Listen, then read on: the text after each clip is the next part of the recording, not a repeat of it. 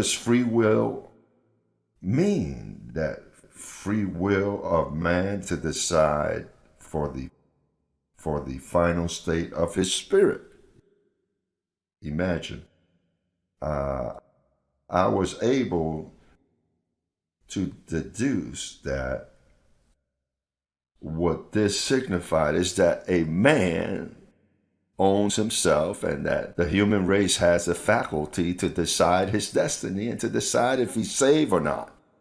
God is absent from his decisions of his creation. It is as if we can say that God made a creation. He loved that creation so much, and he chose it and made two seeds out of that creation.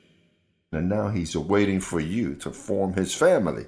So then there came a time in history where God took action and chose the Apostle Paul to leave a foundation established.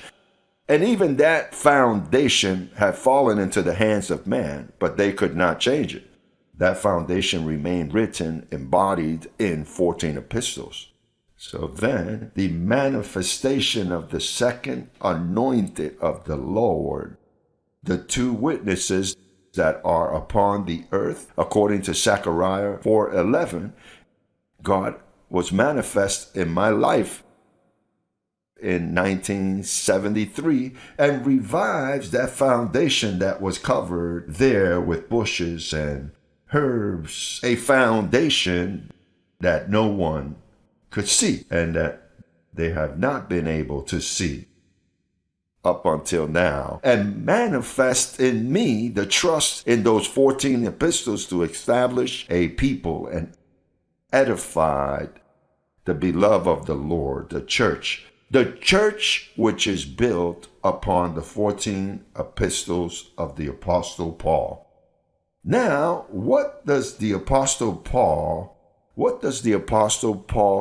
says regarding the free will of man to form a people?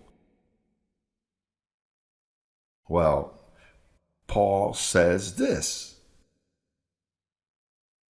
Paul says in Ephesians chapter 1, verse 5 through 11, it says, he predestined and lovingly planned for us to be adopted to himself as his own children through Jesus Christ, according to the purpose of his will. Here, the will of man does not enter. And you know why it doesn't enter? Because men say, oh, that's favoritism. That is a craving of God. He has respecter of people. No, it says it's an act of love, not a craving or a favoritism.